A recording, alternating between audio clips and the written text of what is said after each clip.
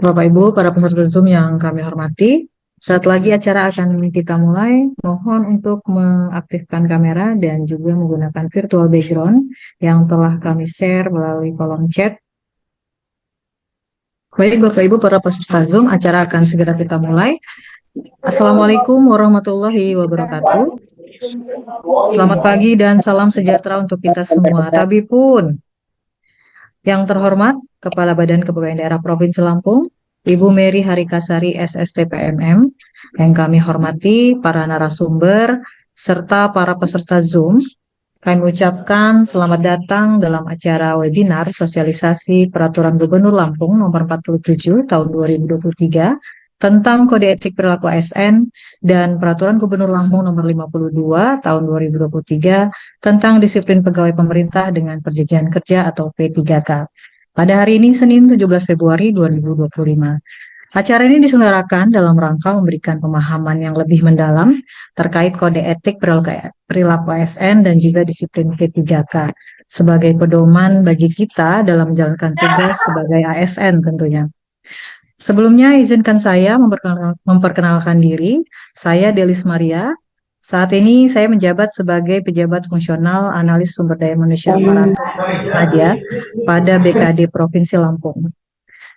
Baik, sebelum acara kita mulai, berikut adalah tata tertib yang sudah saya share melalui monitor.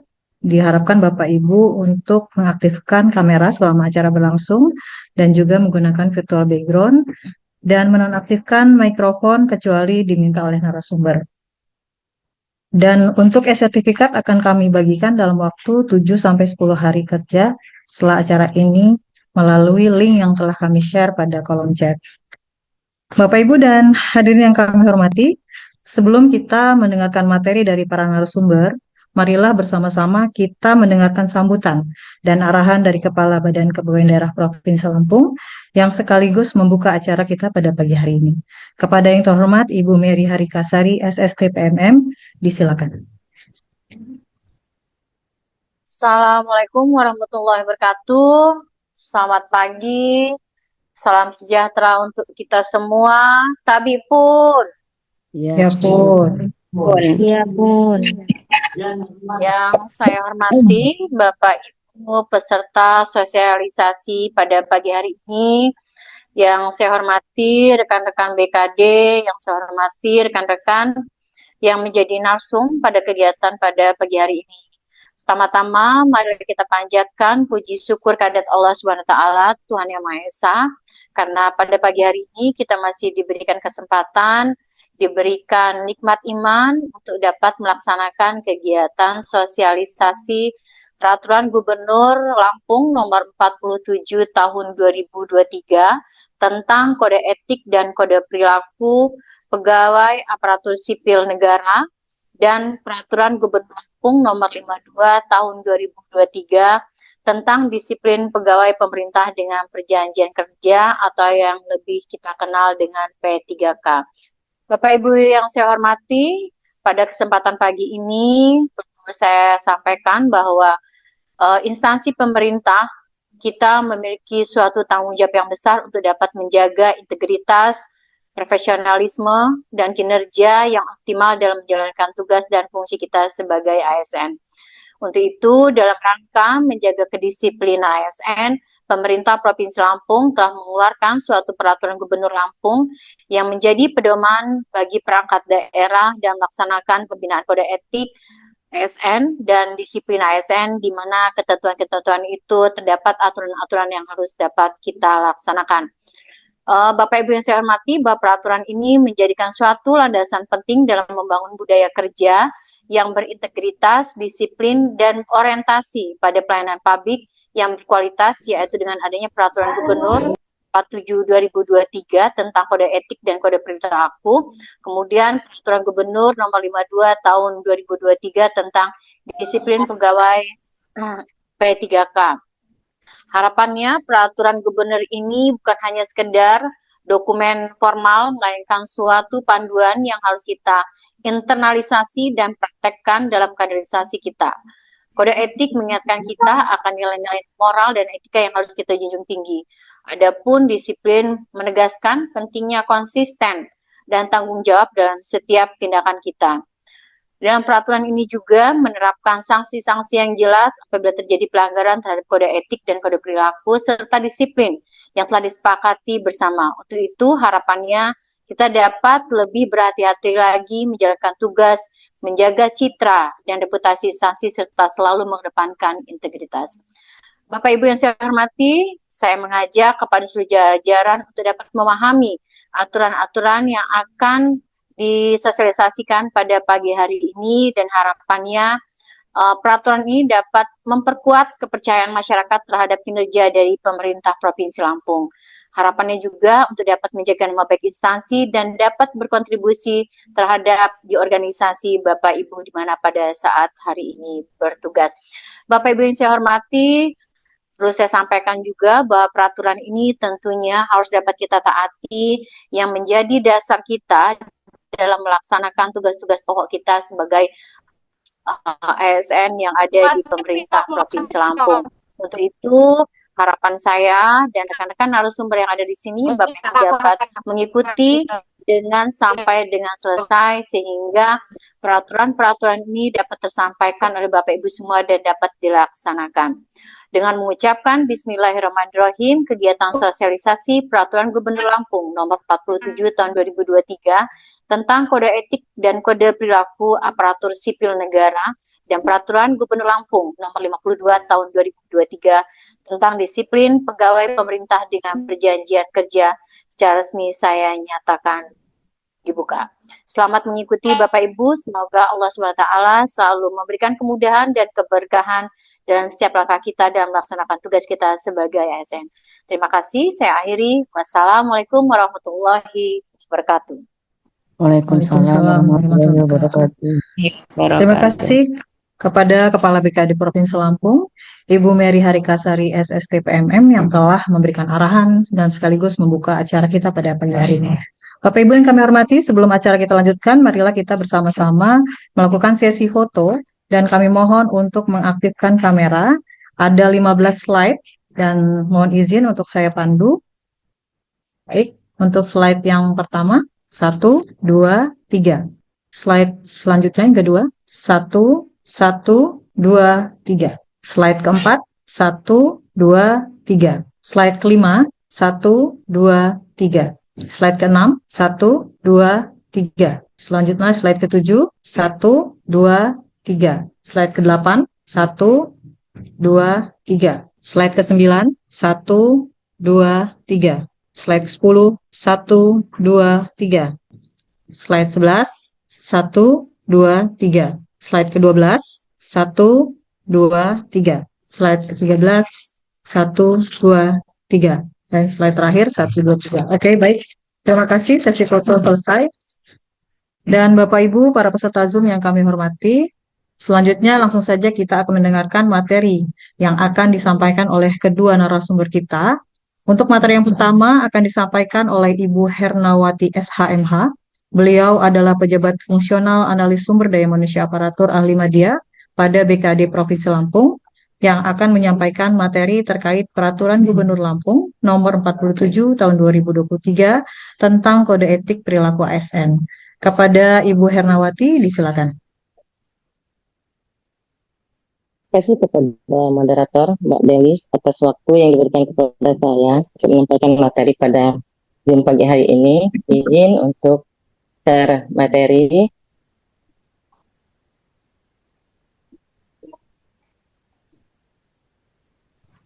Assalamualaikum warahmatullahi wabarakatuh. Waalaikumsalam warahmatullahi wabarakatuh. Selamat pagi Bapak Ibu. Selamat pagi. Pagi Bu. Selamat pagi Bu. Pagi Bu. Pagi Bu. pagi Bu. Dengan saya ya Bapak Ibu. Ya, selamat pagi. Selamat pagi, Bu. Selamat pagi. Selamat pagi. Assalamualaikum. Baik pagi Tabi pun. Iya, Bu. Assalamualaikum wabarakatuh. Terhormat Ibu Kepala BKD Provinsi Lampung, yang terhormat Ibu narasumber, dan yang terhormat pejabat administrator, pejabat pengawas, pejabat fungsional, pejabat pelaksana, serta beserta Bapak Ibu peserta Zoom, pegawai ASN, baik itu dari PNS, pegawai negeri sipil, atau pegawai pemerintah dengan perjanjian kerja atau P3K yang berbahagia. Alhamdulillahirabbil alamin. Kita panjatkan syukur kita kepada Allah Subhanahu wa taala karena pagi hari ini yang cerah ini kita dapat berjumpa bersilaturahmi insya Allah dalam keadaan sehat walafiat di acara Zoom yang luar biasa ini dalam rangka sosialisasi Pergub Lampung nomor 47 tahun 2023 tentang kode etik dan kode perilaku pegawai aparatur sipil negara. Dan nanti dilanjutkan juga sosialisasi Peraturan Gubernur Lampung nomor 52 tahun 2023 tentang disiplin pegawai pemerintah dengan perjanjian kerja atau P3K tentunya di lingkungan pemerintah Provinsi Lampung. Bapak Ibu di sini yang hadir banyak dari P3K. Tentunya di pemerintah Provinsi Lampung itu sudah banyak ya Bapak Ibu P3K. Mungkin hampir sebagian separuh dari PNS sudah ada P3K di pemerintah Provinsi Lampung. Kalau melihat datanya berkisar dari 6.000 orang. Kemarin di tahun 2019 itu sudah ada pengangkatan kedua dari P3K yang dilakukan, yaitu pengangkatan kedua P3K di formasi tahun 2019. Dan itu untuk pengangkatan perpanjangan P3K itu Bapak Ibu perlunya kinerja yang baik, artinya penilaian pencapaian kerja yang baik, dan itu masuk dalam kode etik dan kode perilaku kita pada pagi hari ini. Bapak Ibu yang berbahagia, kalau ada pepatah tak kenal maka tak sayang, izinkan saya memperkenalkan kembali. Nama saya Hernawati, saya bertugas di BKD sebagai fungsional analis sumber daya manusia ahli media, aparatur ahli media. Pada pagi ini saya akan menyampaikan materi tentang sosialisasi Pergub Lampung nomor 47 tahun 2023 tentang kode etik dan kode perilaku pegawai aparatur sipil negara. Yang mana Pergub kode etik dan kode perilaku ini ditetapkan oleh Gubernur Lampung pada tanggal 27 Desember 2023 dan juga pernah disosialisasikan kepada pejabat pengawas di lingkungan pemerintah Provinsi Lampung. Artinya, sebagian kita memang sudah tahu Bapak Ibu atau sudah membaca peraturan gubernur ini. Bagaimana pentingnya kode etik dan kode perilaku pegawai ASN yang berpedoman dengan nilai dasar ASN sehingga perlu internalisasi nilai dasar ASN yang berkelanjutan di lingkungan pemerintah Provinsi Lampung untuk mewujudkan aparatur sipil negara yang berakhlak dalam pelaksanaan tugas dan fungsi pegawai ASN. Sehingga dengan nilai dasar ASN, kode etik, dan kode perilaku sebagai panduan pegawai ASN dalam berperilaku, tentunya dapat membangun budaya kerja dan citra institusi, sehingga martabat dan kehormatan ASN, bangsa, dan negara akan terjaga. Nilai dasar ASN atau kode etik dan kode perilaku ini merupakan suatu jembatan bagi kita pegawai ASN agar tidak melakukan pelanggaran. Bapak Ibu, dalam manajemen ASN itu kita di dalam manajemen ASN itu untuk mewujudkan ASN yang profesional dengan hasil kerja tinggi dan perilaku sesuai nilai dasar ASN, bebas dari intervensi politik, serta bebas dari praktek korupsi, kolusi, dan nepotisme. Siapa sih Bapak Ibu pegawai ASN itu? Pegawai ASN itu terdiri dari PNS, pegawai negeri sipil, dan pegawai pemerintah dengan perjanjian kerja yang berkedudukan sebagai unsur aparatur negara yang bertugas melaksanakan kebijakan publik yang dibuat oleh pejabat pembina kepegawaian sesuai dengan ketentuan peraturan perundang-undangan. Kalau di pemerintah Provinsi Lampung, kebijakan publik dibuat oleh gubernur. Kemudian salah satunya itu dengan ditetapkannya Pergub tentang kode etik dan kode perilaku yang harus kita laksanakan. Kemudian memberikan pelayanan publik yang profesional dan berkualitas dan mempererat persatuan dan kesatuan negara kesatuan Republik Indonesia. Artinya kita sebagai pegawai ASN, di samping kita berkompeten, mempunyai profesional, kita beriringan dengan perilaku kita yang harus kita jaga. Itu semua sesuai dengan nilai dasar yang ada di peraturan. Jadi kita mempunyai suatu pedoman terkait dengan perilaku kita, yaitu nilai dasar ASN. Bapak Ibu, Pergub Kode Etik dan Kode Perilaku ini diatur dalam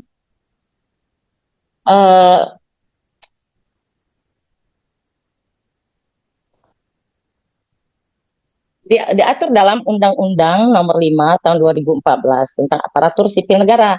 Kemudian diatur juga di Undang-Undang Nomor 20 Tahun 2023 tentang Aparatur Sipil Negara yang mencabut Undang-Undang Nomor 5 Tahun 2014 dan juga Peraturan Pemerintah Nomor 42 sebagai pelaksanaan dari Peraturan Pemerintah Nomor 42 dan juga sebagai pelaksanaan dari Peraturan Pemerintah Nomor 42 Tahun 2004 tentang pembinaan jiwa KOP dan Kode Etik Pegawai Negeri Sipil, di mana bahwa pejabat pembina kepegawaian masing-masing instansi itu menetapkan kode etik dan kode etik instansi.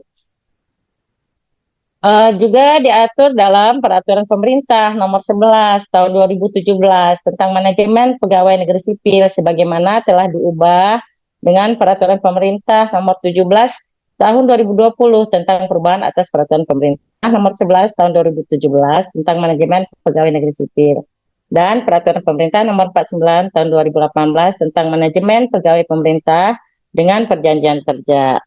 Kode etik dan kode perilaku ini juga Bapak Ibu berkaitan dengan pengelolaan kinerja pegawai ASN. Pada kinerja yang kita setiap bulan itu akan dinilai oleh atasan kita, yaitu pada hasil kerja dan perilaku kerja pegawai ASN. Baik Bapak Ibu, di sini ada pengertian nilai dasar, kode etik dan kode perilaku pegawai ASN. Nilai dasar ASN itu adalah berakhlak, yaitu berorientasi pelayanan akuntabel, berorientasi pelayanan akuntabel, kompeten, harmonis, loyal, adaptif, dan kolaboratif. Nanti ini akan dijabarkan di dalam perilaku kita sebagai pegawai ASN. Kemudian kode etik, apa sih kode etik itu? Kode etik adalah pedoman mengenai sikap, tingkah laku, dan perbuatan, tulisan, dan ucapan kita sebagai pegawai ASN itu dalam melaksanakan tugas pokok dan fungsi, serta pergaulan hidup kita sehari-hari yang bertujuan untuk menjaga martabat dan kehormatan pegawai ASN, bangsa, dan negara. Jadi dengan berpedoman kode etik ini, kita sekaligus kita menjaga martabat kita sebagai pegawai ASN. Karena martabat dan kehormatan pegawai ASN sudah terjaga, tentunya berdampak juga dengan bangsa dan negara. Berdampak juga dengan unit kerja kita, berdampak juga dengan instansi bangsa dan negara. Kemudian kode perilaku. Kode perilaku adalah peraturan mengenai perbuatan tertentu yang wajib dipatuhi dan perbuatan yang dilarang dilaksanakan oleh pegawai ASN dalam menjalankan tugas-tugas organisasi maupun menjalani kehidupan pribadi di dalam dan di luar jam kerja, serta sanksi yang dapat dikenakan apabila melakukan pelanggaran terhadap peraturan tersebut. Kita lanjut. Apa, Dok? Tadi tujuan adanya kode etik dan kode perilaku ini sebagai bertujuan untuk menjaga martabat dan kehormatan ASN serta kepentingan bangsa dan negara.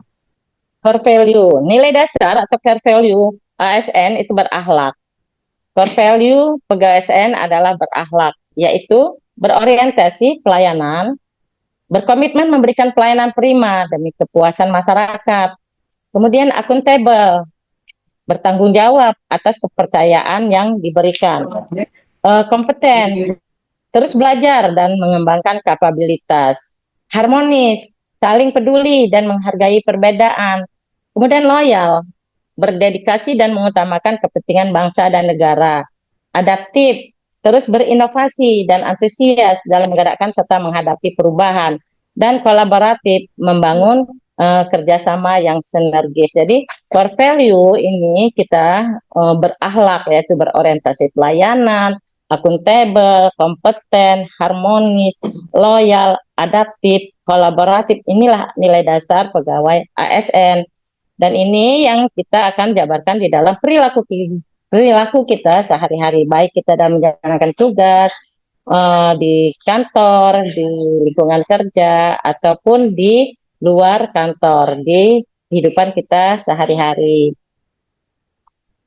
Nilai dasar atau core value ini, pegawai ASN berakhlak, merupakan sumber nilai dan inspirasi dalam melaksanakan tugas dan perilaku sehari-hari dalam kehidupan bermasyarakat, berbangsa, dan bernegara.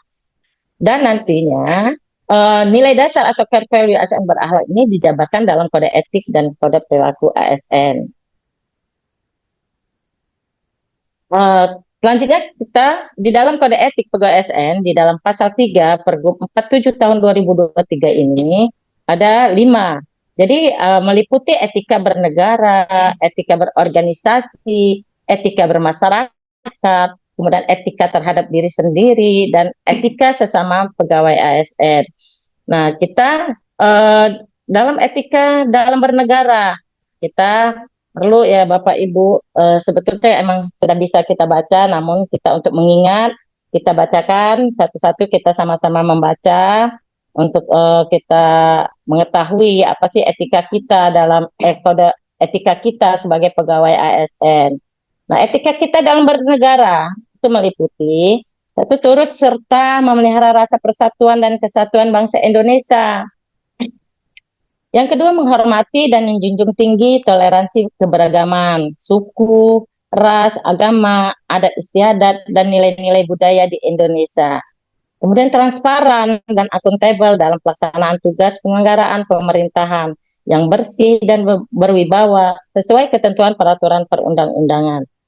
Kemudian melakukan pembinaan dan pengawasan penyelenggaraan pemerintah daerah beserta perangkat daerah sesuai dengan ketentuan peraturan perundang-undangan, dan turut serta dalam menanamkan pemahaman terhadap ideologi dan wawasan kebangsaan yang berpedoman pada Pancasila dan Undang-Undang Dasar 1945.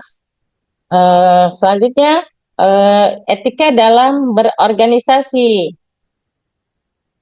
Etika dalam berorganisasi meliputi menjunjung tinggi institusi dan menempatkan kepentingan organisasi di atas kepentingan pribadi atau golongan. Kemudian menempatkan diri sesuai dengan kedudukannya dalam berorganisasi.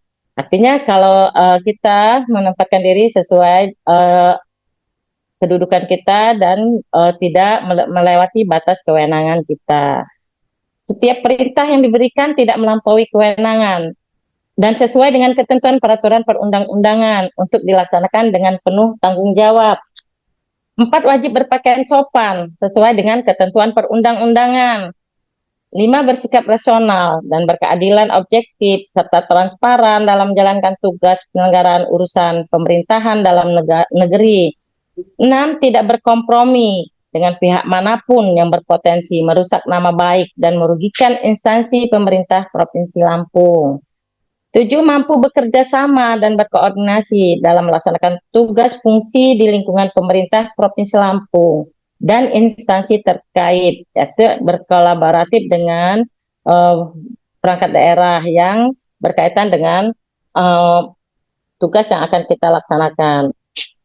8, menyampaikan keluhan atau pengaduan yang berhubungan dengan pekerjaan secara hierarki. 9, tanggap terbuka, jujur, teliti, dan akurat serta tepat waktu dalam melaksanakan tugasnya. Nah, ini harus kita juga laksanakan Bapak Ibu, karena kita harus di dalam melaksanakan tugas, kita harus tanggap, terus jujur, terbuka, kemudian kita harus teliti agar tidak terjadi kesalahan, dan akurat serta kita melaksanakan tugas itu tepat waktu.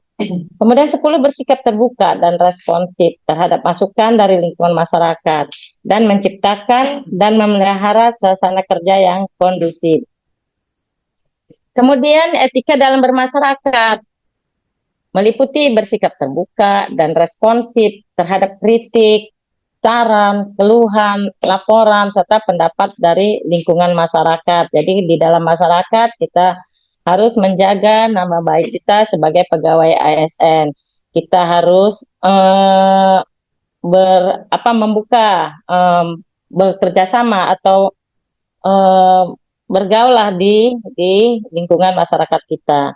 Kemudian dua, memberikan pelayanan kepada masyarakat untuk mendapatkan hak dan kewajiban di bidang penyelenggaraan pemerintahan sesuai dengan prinsip hak asasi manusia.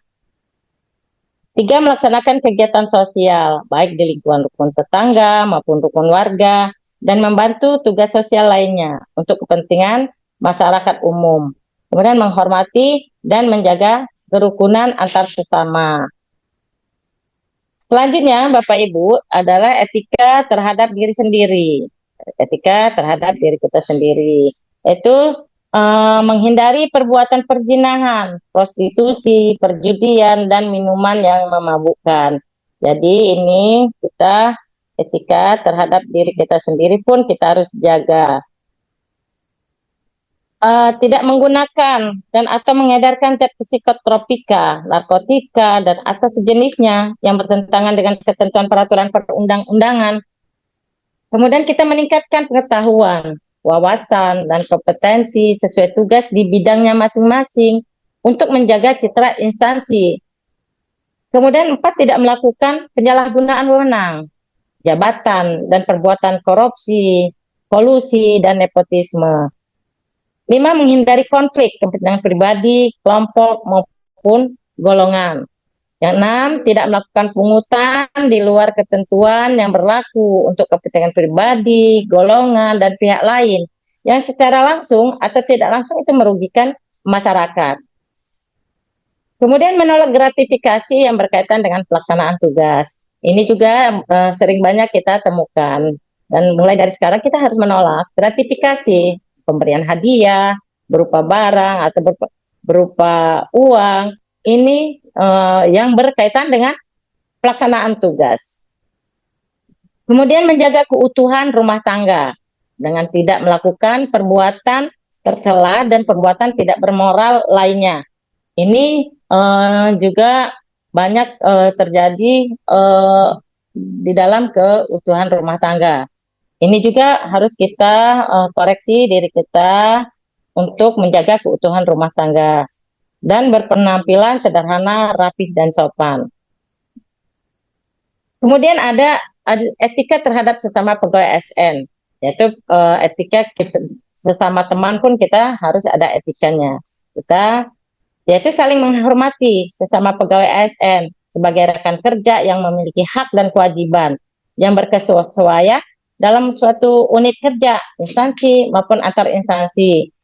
Kemudian kita memelihara rasa persatuan dan kesatuan sesama pegawai ASN, serta menjalin kerjasama yang kooperatif sesama pegawai ASN, dan mewujudkan rasa solidaritas dan soliditas sesama pegawai ASN. Apa solidaritas itu? Yaitu kita mewujudkan rasa kekompakan kita, menunjukkan saling mendukung dalam hal pelaksanaan atau penyelesaian tugas, saling bekerja sama lah, artinya menjaga kekompakan untuk menghindari perpecahan atau melaksanakan tugas masing-masing, artinya kita mempunyai tim atau bidang yang emang harus kita jaga kekompakannya. Selanjutnya Bapak Ibu, selain dari kode etik tadi, itu kode etik yang harus kita terapkan. Ada 5 tadi. Kita juga mempunyai harus menjaga perilaku kita sebagai pegawai ASN. Dengan apa kita menjaga perilaku kita sebagai pegawai ASN? Itu kita ada pedomannya, yaitu sesuai dengan nilai dasar.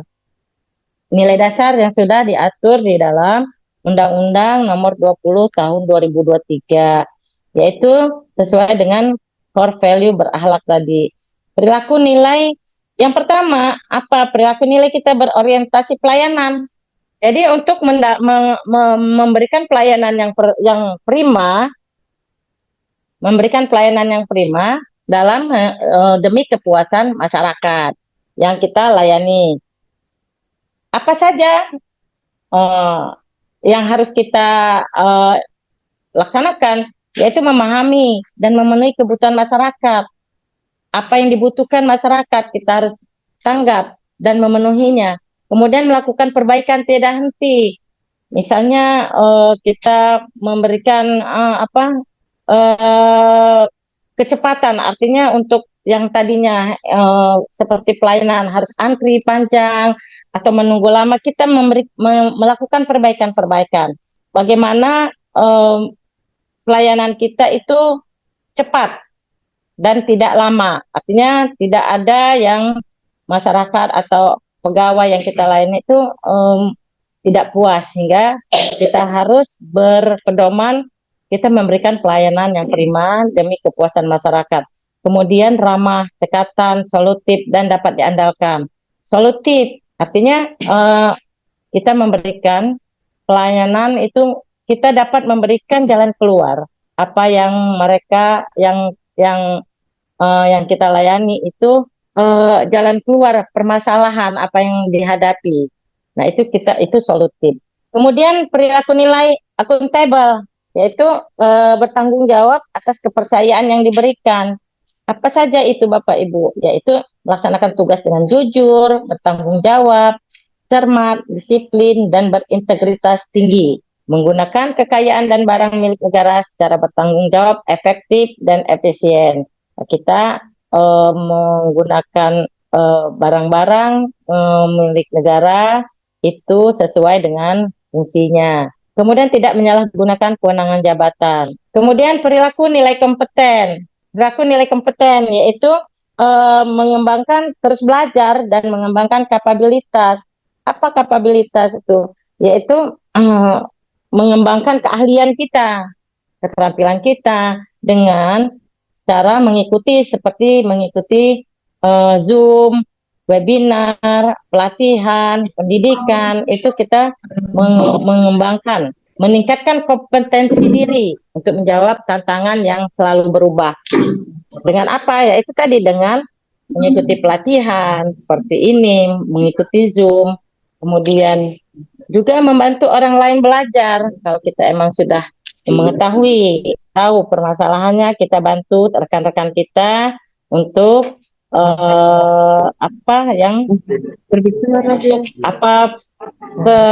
kelancaran untuk penyelesaian untuk pelaksanaan tugas. Kemudian melaksanakan tugas dengan kualitas terbaik. Kemudian ada perilaku nilai harmonis. Perilaku nilai harmonis yaitu saling peduli dan menghargai perbedaan.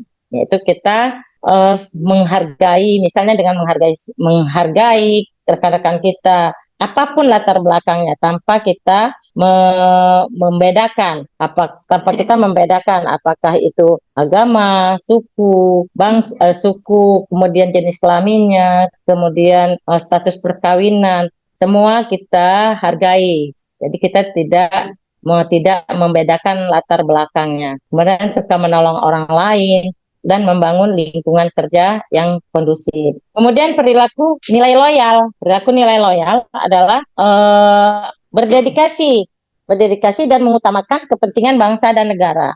Meliputi ini, memegang teguh ideologi Pancasila, Undang-Undang Dasar Negara Republik Indonesia tahun 1945, setia kepada NKRI serta pemerintahan yang sah, kemudian menjaga nama baik sesama ASN, pimpinan instansi dan negara, dan menjaga rahasia jabatan dan negara. Jadi rahasia jabatan dan negara kita harus pegang teguh, artinya tidak menyebar ke yang tidak mempunyai kepentingan. Kemudian perilaku nilai adaptif, Bapak Ibu. Perilaku nilai adaptif ini terus berinovasi dan antusias dalam menggerakkan serta menghadapi perubahan, cepat menyesuaikan diri menghadapi perubahan ini. Artinya pada saat ini perubahan kita yaitu semua memakai sistem atau digital, jadi kita harus juga cepat menyesuaikan diri kita terhadap berbagai perubahan yang terjadi. Kemudian terus berinovasi dan mengembangkan kreativitas dan bertindak proaktif. Kemudian yang terakhir, perilaku nilai kolaboratif adalah memberikan kesempatan kepada berbagai pihak untuk berkontribusi, kemudian terbuka dalam bekerja sama. Perilaku nilai kolaboratif ini membangun kerjasama yang sinergis dengan berbagai pihak yang mempunyai keterkaitan dengan pekerjaan kita, menggerakkan pemanfaatan berbagai sumber daya untuk tujuan bersama. Itu tadi perilaku kita sebagai pegawai ASN yang berdasarkan nilai dasar ASN. Kemudian Bapak Ibu, nah di sini ada, jadi di dalam perilaku kita perlu juga tahu, kita baca apa sih kita yang wajib kita lakukan sebagai dalam berperilaku kita sehari-hari atau di dalam tugas menjalankan tugas kita. Ini menjunjung tinggi norma kesopanan, kesusilaan, kepantasan serta norma-norma yang hidup dalam bermasyarakat. Kemudian di sini mengakui persamaan derajat dan menjunjung tinggi prinsip kesetaraan di hadapan hukum. Nah, kemudian bersedia kerjasama Bu dalam membangun kemitraan yang harmonis dengan seluruh pemangku kepentingan untuk menemukan dan melaksanakan solusi terbaik, bermanfaat dan berkualitas. 4, menerapkan dan menunjukkan sikap hidup sederhana. 5, menunjukkan kepedulian, ramah, santun, dan tanpa pamrih dalam memberikan pelayanan. Kemudian 6, menjaga citra positif pegawai ASN dan atau pemerintah Provinsi Lampung dalam pergaulan kita bermasyarakat. Jadi kita harus menjaga citra kita sebagai pegawai ASN dan atau di lingkungan pemerintah Provinsi Lampung dalam pergaulan kita di masyarakat. Kemudian 7, juga menjunjung tinggi harkat dan martabat kita sebagai pegawai ASN. Bapak Ibu melaksanakan kode etik dan kode perilaku sesuai dengan nilai dasar itu sama dengan kita sudah menjunjung tinggi harkat dan martabat kita sebagai pegawai ASN. Kemudian merespon kritik dan saran dengan sikap dan ucapan yang positif, sopan, rendah hati, dan menjadikannya sebagai bahan untuk perubahan dan perbaikan. Yang ke-9, saling menghormati dan menghargai perbedaan dengan sesama pegawai ASN, termasuk perbedaan pendapat. Memang kalau kita di kantor itu ada beberapa pendapat dari rekan kita pasti berbeda. Namun kita harus menjaga perbedaan pendapat itu karena emang tujuannya pasti satu, tujuannya sama, namun pendapatnya berbeda. Kemudian mewujudkan dan menjaga solidaritas dan soliditas sesama pegawai ASN. Tadi yaitu menjaga kekompakan Bapak Ibu di dalam ruangan, di dalam kantor, baik dia di bidang, di menjaga sesama di dalam lingkungan kerja kita harus menjaga kekompakan. Selanjutnya Bapak Ibu menjaga citra, martabat, dan harkat pemerintah Provinsi Lampung dengan bertutur kata dengan jujur dan konsisten, menggunakan media sosial dengan bijak dan bertanggung jawab, serta berperilaku dengan terpuji dan menjadi teladan.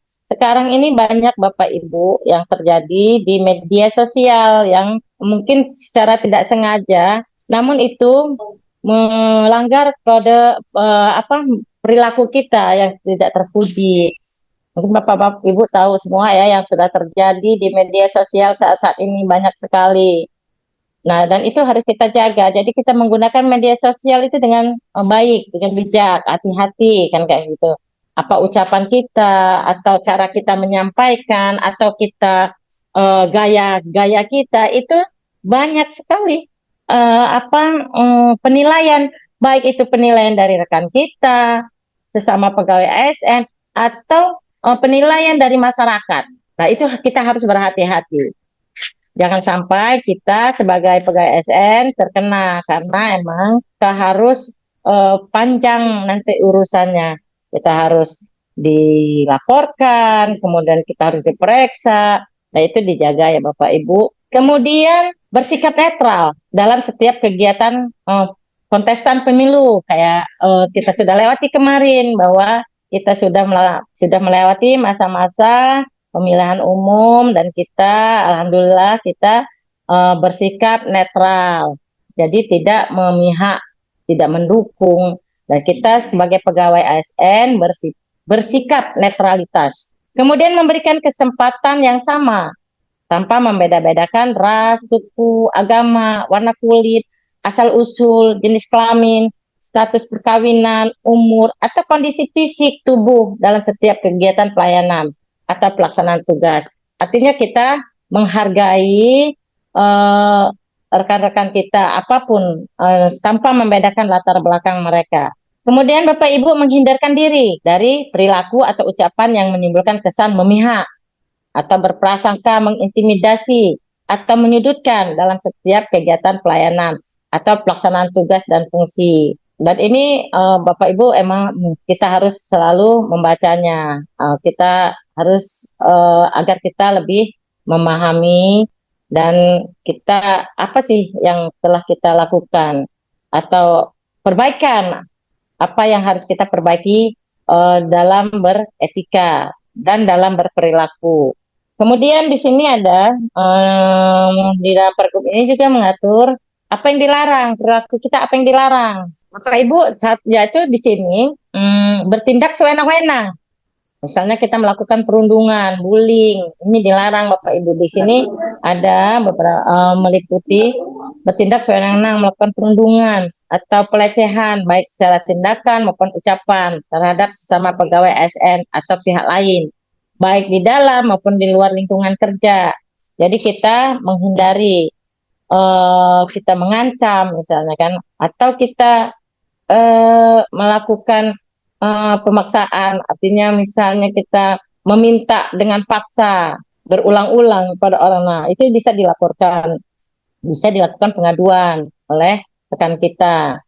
Kemudian melakukan pertemuan dan atau komunikasi dengan pihak yang berpotensi menimbulkan konflik kepentingan, kecuali dalam rangka penugasan. 3, menyalahgunakan kartu tanda pengenal, surat tugas, seragam, maupun identitas, bukti kepegawaian lainnya, baik untuk pelaksanaan tugas, kedinasan, maupun untuk kepentingan pribadi. Melakukan pekerjaan yang memberikan jasa, maupun hasil usaha yang menimbulkan konflik kepentingan. Dan ini juga bagian kita di bidang, di bagian pelayanan, juga kita harus menjaga ini. Jangan melakukan pekerjaan, memberikan jasa, ataupun hasil usaha yang menimbulkan konflik kepentingan. Kemudian memberikan, mengirimkan, menyebarluaskan data dan atau dokumen kedinasan, baik dalam bentuk elektronik maupun non-elektronik kepada pihak manapun, selain untuk kepentingan pelaksanaan tugas kedinasan. Artinya kita harus menjaga rahasia negara dan rahasia jabatan dan rahasia negara di sini. 6, memasuki tempat yang dipandang tidak pantas secara etika dan moral yang berlaku di masyarakat.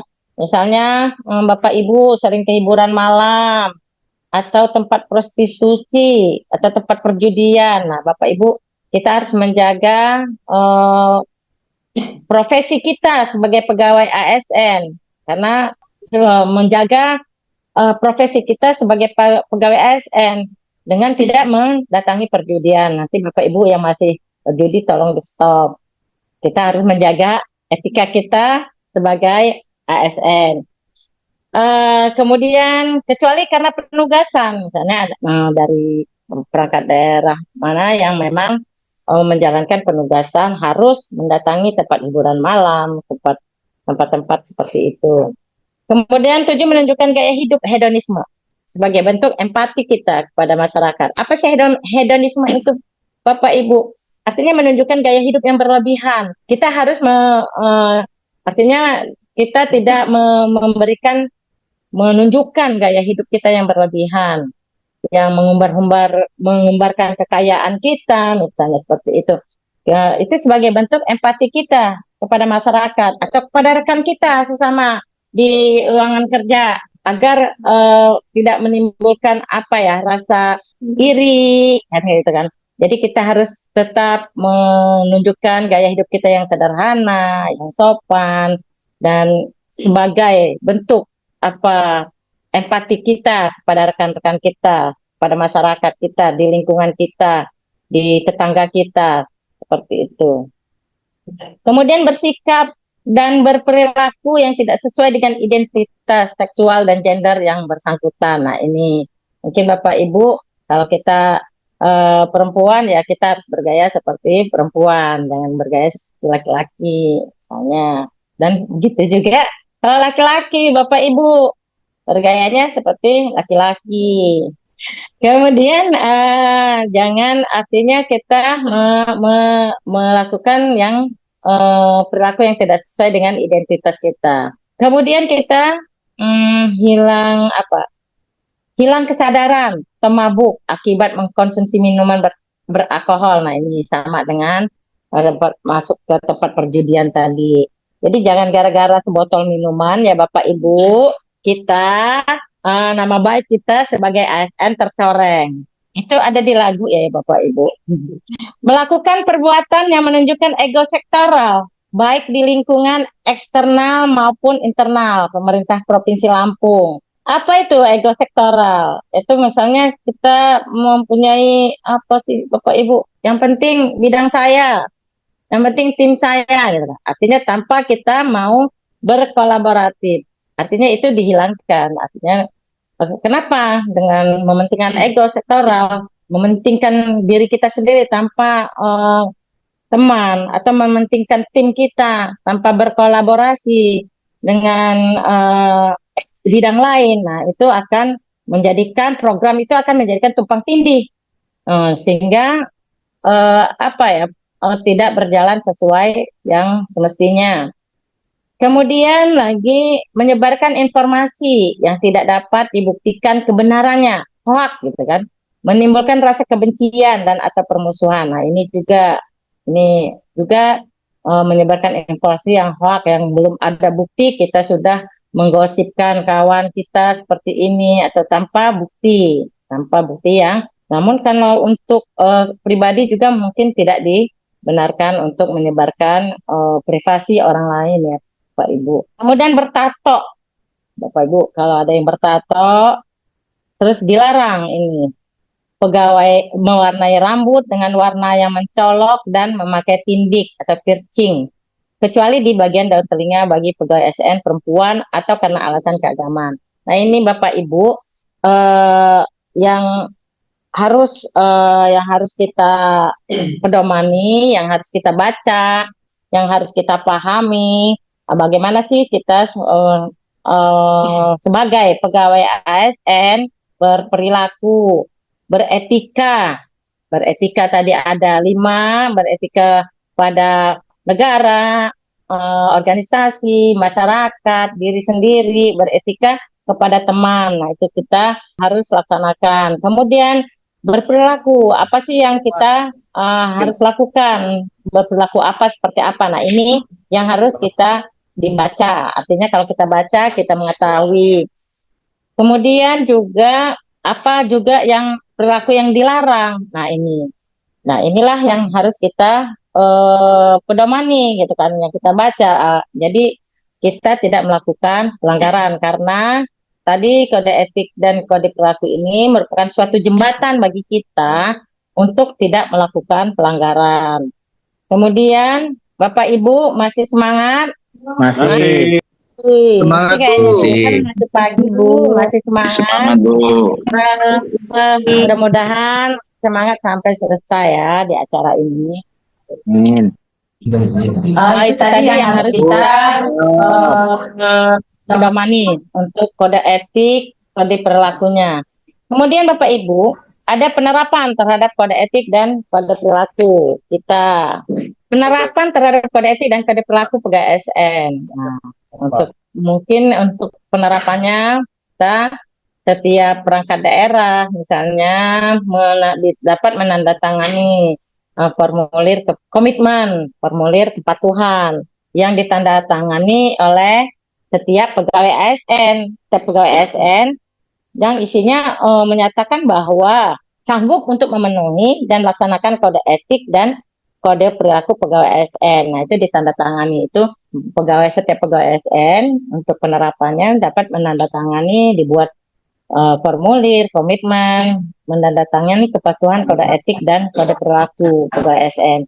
Itu nanti bisa diserahkan dan disimpan oleh bagian kepegawaian pada masing-masing perangkat daerah. Kemudian nanti perangkat daerah melakukan penerapan kode etik dan kode pelaku ke ASN melalui upaya internalisasi, institusionalisasi, dan eksternalisasi secara berkelanjutan. Nanti setiap perangkat daerah nanti untuk penerapannya itu melakukan sosialisasi terkait kode etik dan kode perilaku ini secara berkelanjutan. Misalnya secara internalisasi itu di dalam apel pagi, atau kita ada di setiap perangkat daerah itu ada spanduk tentang berakhlak gitu kan. Jadi kita bisa melihat dan membaca setiap hari kita masuk kantor misalnya. Kemudian secara rutin misalnya dilakukan sosialisasi di dalam unit kerja masing-masing. Nah, itu juga salah satu penerapan kode etik dan kode perilaku pegawai ASN ini. Dan juga penerapan kepada seluruh perangkat daerah, institusionalisasi dan eksternalisasi, bahkan ke masyarakat. Selanjutnya, tata cara pengaduan atau pelanggaran kode etik. Nah, Bapak Ibu, tadi yang disampaikan itu ada kode etik, cara kita berperilaku, cara kita larangan kita sebagai PSN, terus itu pastilah ada hal-hal yang menjadikan suatu pelanggaran. Nah, pelanggaran itu dapat diadukan oleh baik dari pegawai ASN itu sendiri atau dari masyarakat. Jadi pengaduan itu bisa dari pengaduan dari teman atau rekan kita pegawai ASN, dan bisa juga dari masyarakat. Nah, laporan dan atau pengaduan itu secara tertulis. Jadi pengaduan dalam pelanggaran kode etik dan kode perilaku itu pegawai ASN ini dapat diperoleh dari laporan atau pengaduan secara tertulis atau kemudian temuan atasan langsung. Nah, pengaduan secara tertulis itu bisa berupa surat, misalnya pengaduan secara tertulis itu melalui surat, aplikasi pengaduan, atau media elektronik. Itu dengan identitas yang jelas, ditandatangani oleh pelapor dan memuat waktu kejadian, tempat kejadian, bukti dan atau sanksi identitas pelapor yang terlapor. Jadi di sini pengaduan itu harus jelas dan ada bukti pendukungnya. Kalaupun tidak ada bukti pendukung, nanti akan ditelusuri oleh atasan langsung. Nah, surat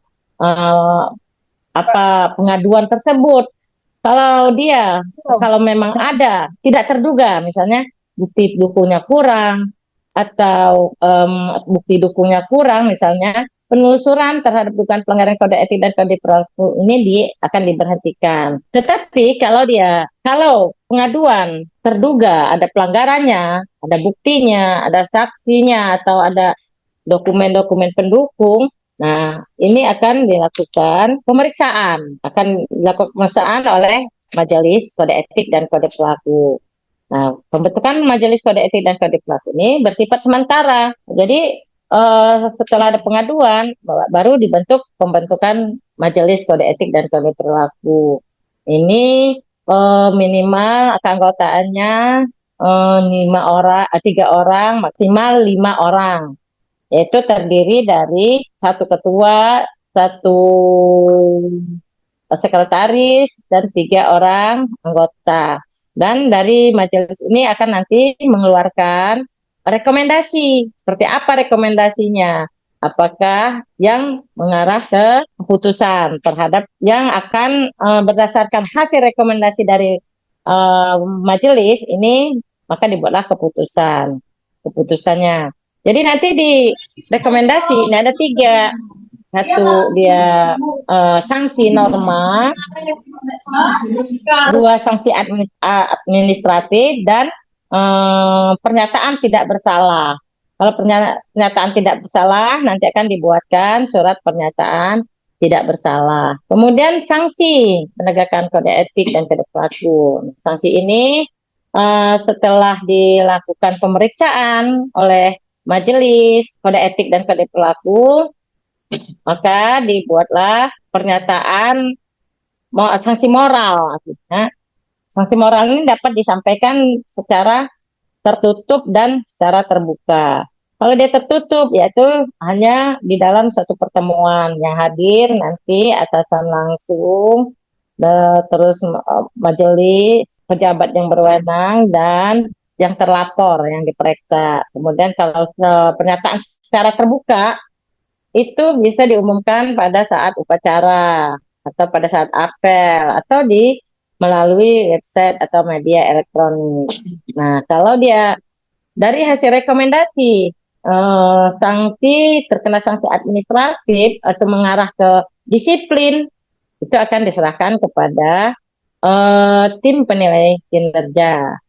Itu nanti akan berdasarkan dengan peraturan perundang-undangan yang ada, yaitu misalnya kalau dia PNS, sanksi administratifnya adalah PP 94 tahun 2022 tentang disiplin PNS. Dan kalau P3K ada Pergub nomor 52 tahun 2023 tentang disiplin P3K. Kemudian lagi ada terakhir pemantauan pelaksanaan kode etik dan kode perilaku pegawai ASN.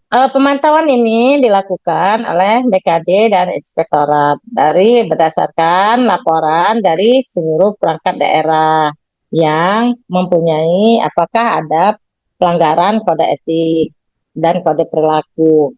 Dan itu sebagai bahan untuk dilaporkan kepada gubernur. Nah, mungkin itu aja Bapak Ibu yang dapat saya sampaikan.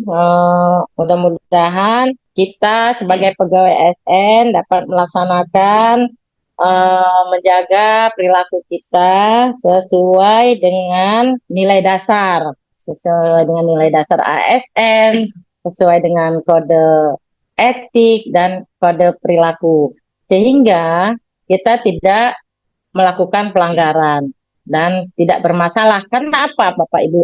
Terutama P3K ya, Bapak Ibu.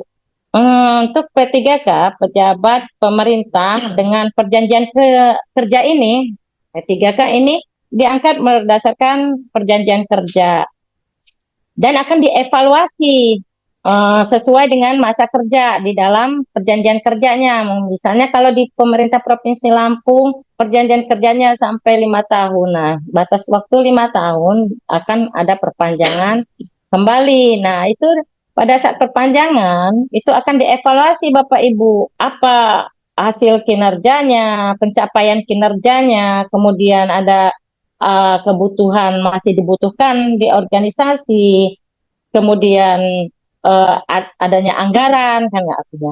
Nah, yang pertama itu adalah kinerja Bapak Ibu, karena di dalam setiap bulan P3K juga PNS dan P3K setiap bulan kita menyampaikan kinerja kita kepada atasan, dan atasan kita akan langsung menilai hasil kerja kita dan perilaku kita. Nah, di situ minimal nilai kita baik, dan untuk baik itu kita harus melaksanakan perilaku kita sesuai dengan nilai dasar dan kode etik dan kode perilaku.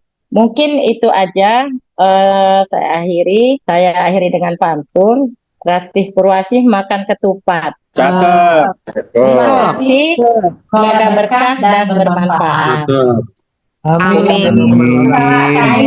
Assalamualaikum warahmatullahi wabarakatuh. Waalaikumsalam warahmatullahi wabarakatuh. Terima kasih kepada narasumber kita. Terima kasih, Bu. Terima Bu kasih, Bu. Ernawati. Terima kasih, Bu. Terima kasih Bu Ibu, Ena. I love you. Terima kasih Bu Erna. Sehat-sehat Bu. Terima kasih, Ibu. Sehat selalu. Terima kasih, Bu. Sehat selalu. Semangat selalu Bu Erna. Ibu, sehat selalu, Ibu.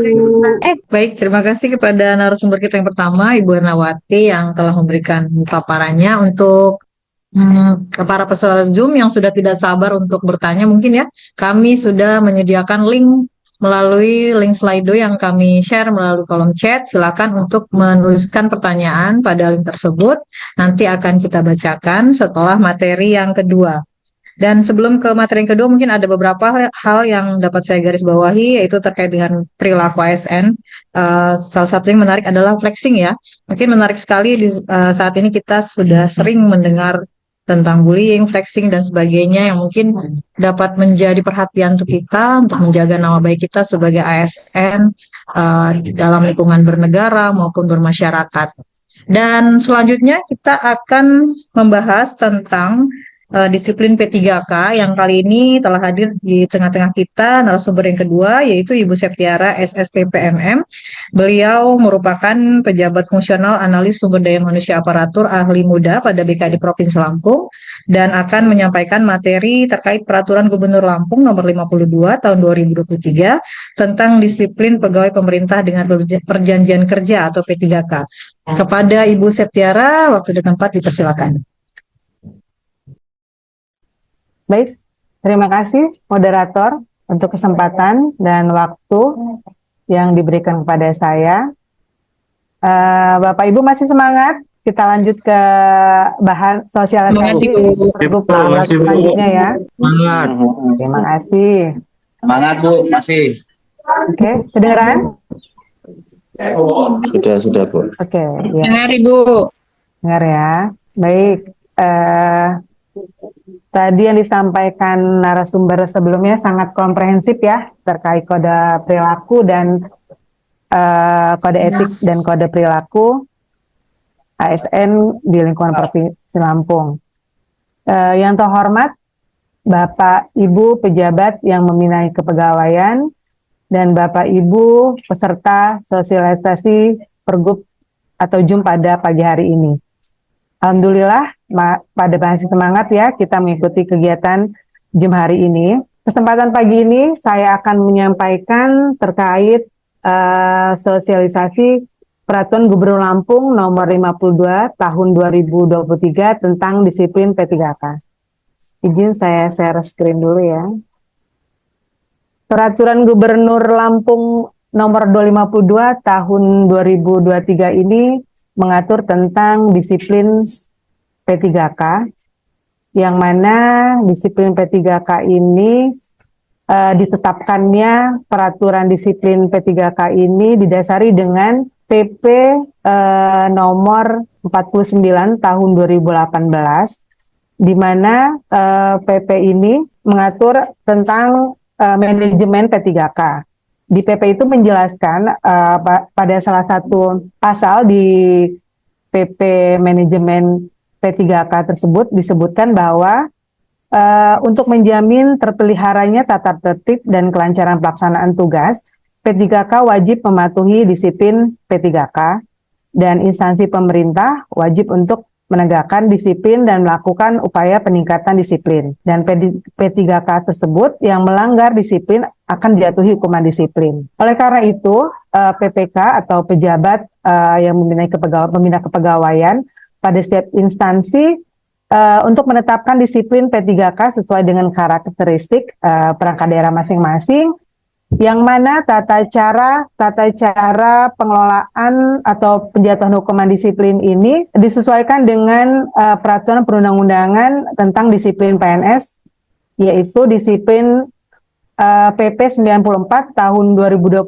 tentang disiplin PNS. Artinya saat ini memang belum ada peraturan pemerintah tentang disiplin P3K. Oleh karena itu, maka PPK, pejabat pembina kepegawaian, diwajibkan untuk menetapkan disiplin tentang P3K itu sendiri sesuai dengan kebutuhan instansi masing-masing. Di sini sebelumnya tadi saya bilang dasar hukum tadi sebutkan tentang terkandung dalam PP 49, kemudian PP 94 tahun 2021 tentang disiplin PNS, dan selanjutnya ada Undang-Undang 20 tahun 2023 tentang ASN dan Peraturan Presiden Nomor 21 Tahun 2023 tentang hari kerja dan jam kerja instansi pemerintah dan pegawai ASN, dan Pergub Nomor 17 Tahun 2021 tentang tata cara pengajuan izin perkawinan dan perceraian serta rujuk bagi di lingkungan Pemprov Lampung. Dalam peraturan Gubernur Lampung ini terdiri dari ruang lingkup, kewajiban dan larangan P3K bagi yang melanggar kewajiban dan larangan tersebut tentunya akan dilakukan hukuman disiplin. Selain itu, kita juga membahas tentang izin perkawinan dan perceraian. Selanjutnya perberhentian sementara dan pemutusan hubungan perjanjian kerja. Disiplin merupakan kesadaran seseorang untuk mematuhi peraturan sesuai dengan norma yang berlaku. Disiplin juga bukan hal yang baru ya untuk kita ya. Kita sebagai seorang ASN P3K mempunyai aturan. Aturan itu tertuang dalam ketentuan-ketentuan yang memang harus kita patuhi. Di sini disiplin P3K pengertian merupakan kesanggupan P3K untuk menaati kewajiban dan menghindari larangan yang ditentukan dalam peraturan perundang-undangan. Apa sih kewajiban dari P3K itu? Di Pergub ini disebutkan bahwa kewajiban dari P3K ini sebenarnya semuanya hampir sama ya dengan kode etik tadi, disampaikan kewajiban tidak jauh dengan artinya dengan setia dan taat sepenuhnya kepada Pancasila, Undang-Undang Dasar 45, NKRI, dan pemerintah. Artinya kita patuh apa yang menjadi dasar negara kita, yaitu Pancasila. Selanjutnya kita menjaga persatuan dan kesatuan bangsa, melaksanakan kebijakan pemerintah yang ditetapkan oleh pejabat yang berwenang, menaati ketentuan peraturan perundang-undangan. Artinya sebagai ASN tadi ya, kita harus menaati semua ketentuan yang memang menjadi acuan kita dalam melaksanakan tugas. Selanjutnya melaksanakan tugas kedinasan dengan penuh pengabdian, kejujuran, kesadaran, dan tanggung jawab. Menunjukkan integritas dan keteladanan dalam sikap, perilaku, dan ucapan, baik itu dalam melakukan kegiatan di dalam maupun di luar kedinasan dalam menyelesaikan tugas kita. Selanjutnya, menyimpan rahasia jabatan dan hanya dapat mengumpulkan rahasia jabatan sesuai dengan ketentuan perundang-undangan. Artinya, dalam pekerjaan tentunya kita ada hal-hal yang memang tidak seluruhnya diketahui oleh semuanya, mungkin hanya tertentu, dan kita harus bisa menjaga rahasia dari jabatan tersebut. Mengutamakan kepentingan negara atas kepentingan pribadi atau seseorang ataupun golongan. Jadi memang kepentingan negara itu utama dalam kita melaksanakan kegiatan berorganisasi. Melaporkan dengan segera kepada atasan apabila ada hal yang memang membahayakan bagi negara atau merugikan keuangan negara, dan masuk kerja dan menaati ketentuan hari kerja dan jam kerja. Ini sering terjadi ya untuk pelanggaran karena masuk kerja dan atas ketentuan hari kerja dan jam kerja, karena memang masuk kerja ini bukan hanya dihitung dari kita seharian tidak masuk. Masuk kerja ini terlambat datang dan pulang cepat, itu kekurangan itu akan terakumulasi apabila memang akumulasi berjumlah 7,5 jam, itu akan terhitung sebagai ketidakhadiran tanpa alasan sah selama 1 hari. Karena memang 1 hari jam kerja kita berjumlah 7,5 jam. Melaksanakan ketentuan penggunaan pakaian dinas beserta atributnya sesuai dengan ketentuan peraturan perundang-undangan. Selanjutnya menggunakan dan memelihara barang milik negara dengan sebaik-baiknya. Artinya alat peralatan komputer atau yang tersedia dalam di kantor perangkat daerah kita masing-masing untuk dapat kita gunakan dengan sebaik-baiknya, karena dengan kelengkapan atau alat-alat yang mendukung kita jaga tentu akan membuat kita nyaman dalam melaksanakan kegiatan sehari-hari, menyelesaikan tugas-tugas kita. Selanjutnya menolak segala bentuk pemberian yang berkaitan dengan tugas dan fungsi. Nah, di sini kita agak fokuskan pada disiplin hari kerja dan jam kerja, di mana P3K itu wajib untuk menaati ketentuan hari kerja dan jam kerja pada lingkungan perangkat masing-masing, yang mana hari kerja P3K itu sebanyak 5 hari dalam 1 minggu.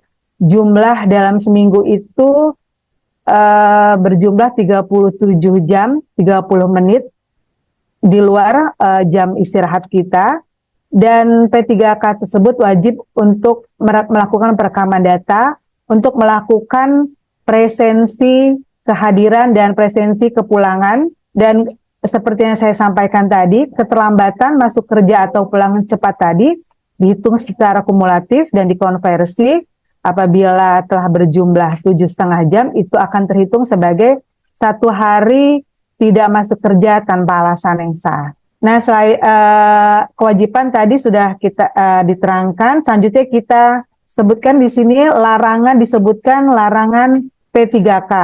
Larangan P3K itu meliputi 1, menyalahgunakan wewenang, melakukan kegiatan bersama dengan atasan, teman sejawat, bawahan, atau orang lain, baik di dalam maupun di luar lingkungan kerja, untuk yang bertujuan untuk memenuhi keuntungan pribadi golongan, baik secara langsung ataupun tidak langsung. Selanjutnya, menjadi pegawai yang bekerja untuk negara lain atau lembaga internasional atau masyarakat asing. Tentunya ini sangat dilarang ya, karena itu sudah kita melupakan arti kewajiban kita sendiri sebagai seorang ASN di tempat kita bekerja masing-masing. Selanjutnya, memiliki, menjual, membeli, menggadaikan atau menyewakan barang-barang yang bergerak atau dokumen atau surat berharga milik negara secara tidak sah, melakukan pungutan di luar ketentuan. Pungutan di luar ketentuan ini artinya kita mematok pungutan di luar memang ketentuan. Di luar ketentuan itu yang tidak diatur dalam ketentuan ya. Kalaupun emang retribusi atau pajak memang itu sudah diatur. Itu yang di luar ketentuan tersebut. Menghalangi berjalannya tugas kedinasan, selanjutnya meminta atau menerima sesuatu yang berhubungan dengan jabatan atau pekerjaan yang dilarang sesuai dengan ketentuan peraturan perundang-undangan. Selanjutnya melakukan tindakan yang dapat mengakibatkan kerugian bagi yang dilayani. Dan ini ada selanjutnya memberi dukungan kepada calon presiden, wakil presiden, anggota dewan. Hal ini sudah baru saja kita laksanakan ya Bapak Ibu.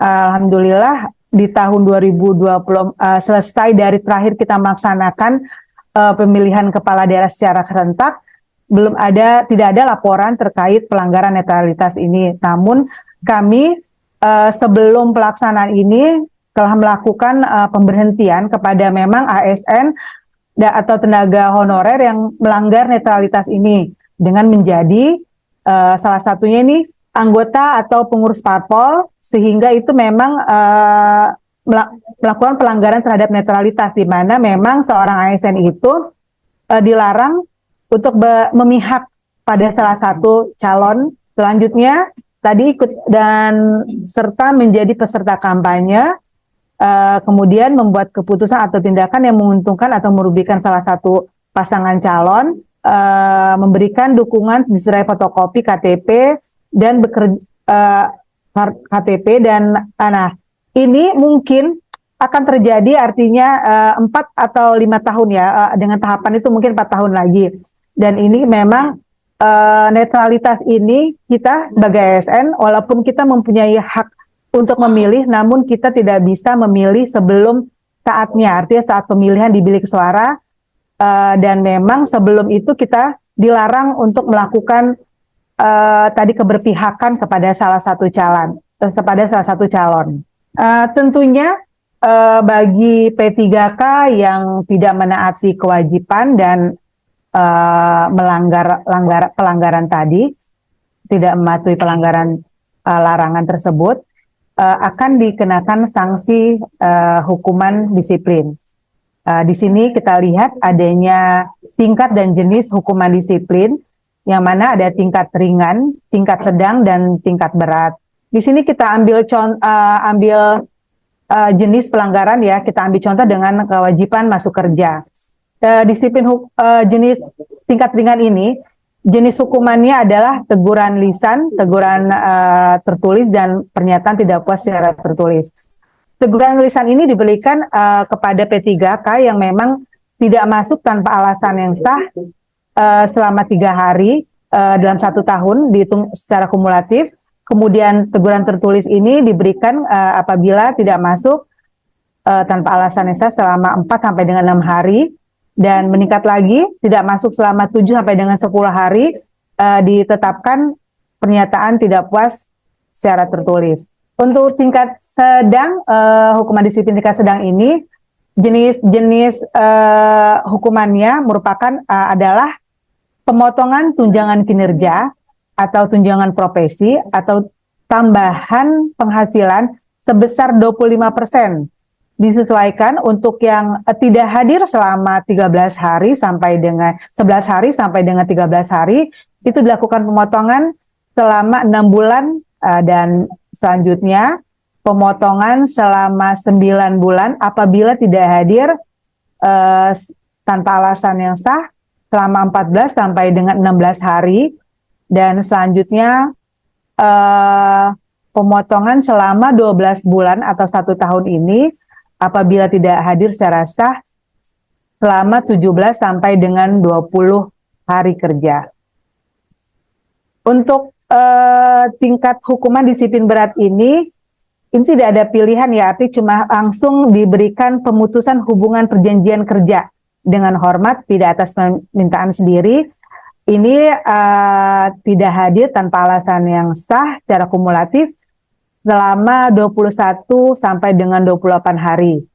Itu selama 1 tahun ya, kumulatif itu tadi semuanya dihitung secara kumulatif selama 1 tahun.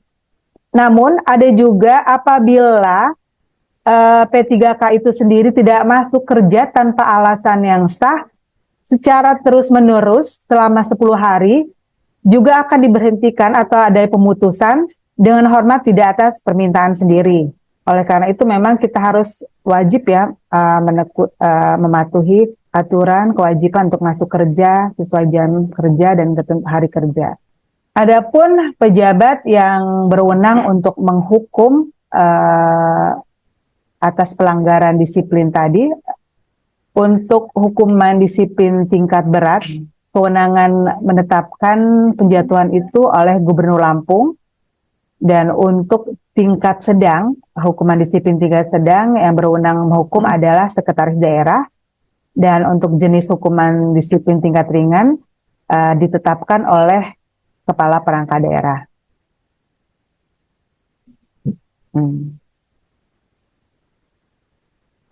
Di sini kita lihat ada alur dari skema penjatuhan hukuman disiplin.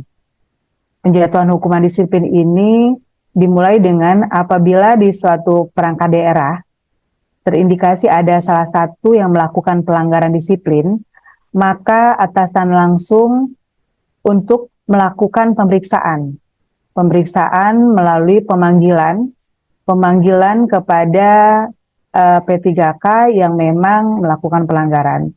Pemanggilan itu dilakukan 7 hari sebelum pemeriksaan dilakukan, yang mana pemanggilan itu apabila dihadiri, dia lanjut ke tahap pemeriksaan. Apabila pada pemanggilan yang pertama, P3K tersebut tidak hadir, dilakukan pemanggilan kedua, dan apabila memang yang kedua juga pemanggilan yang kedua tidak hadir, maka dengan data-data dan keterangan yang ada, tetap dilakukan pemeriksaan menggunakan data-data dan informasi yang ada, yang dituangkan dalam berita acara pemeriksaan.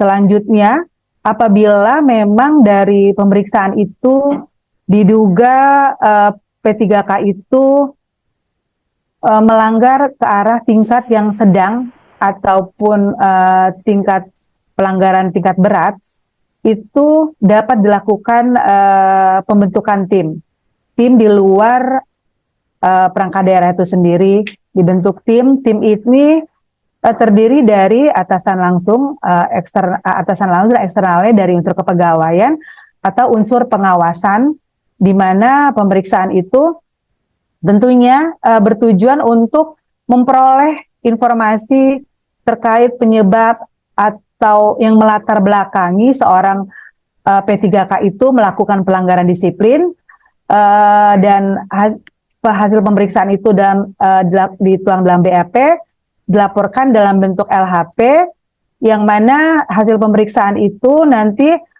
menjadi bahan pertimbangan kepada pimpinan untuk dapat menetapkan atau menjatuhkan hukuman disiplin apakah memang dengan pemeriksaan itu tentunya dapat diketahui penyebabnya, dan itu akan mempengaruhi dari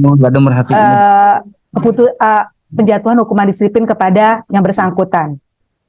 Setelah hasil rekomendasi atau pertimbangan yang kita ajukan kepada pimpinan, kemudian ditetapkan keputusan hukuman disiplin oleh pejabat yang berwenang, di mana penetapan ini selanjutnya disampaikan kepada yang bersangkutan yang melakukan pelanggaran disiplin. Penyampaian hukuman ini paling lambat 14 hari sejak ditetapkan keputusan itu, dan mulai berlaku 15 hari setelah diterima keputusan tersebut oleh yang bersangkutan yang melakukan pelanggaran. Artinya penyampaian ini apabila tidak dihadiri oleh yang bersangkutan dapat dilakukan melalui via pos atau dikirim surat keputusan itu kepada alamat yang bersangkutan. Dan selanjutnya kepala perangkat daerah melalui kepegawaiannya untuk mendokumentasikan keputusan tersebut, di mana pendokumentasian itu digunakan sebagai bahan penilaian dalam pembinaan untuk P3K tersebut. Nah, selanjutnya untuk disiplin P3K tadi cukup. Selanjutnya kita akan lanjut kepada ruang lingkup izin perkawinan dan perceraian.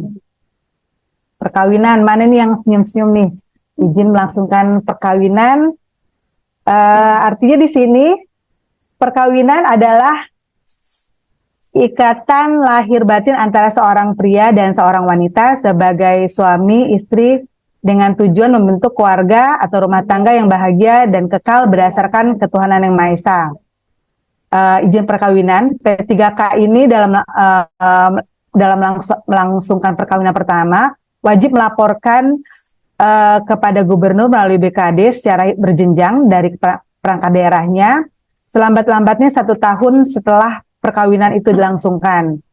Nah, kewajiban itu tidak hanya berlaku bagi yang melakukan perkawinan pertama, itu pun berlaku juga bagi P3K yang berstatus janda atau duda yang akan melangsungkan pernikahan kembali. Nah, di sini disebutkan P3K yang akan beristri lebih dari seorang.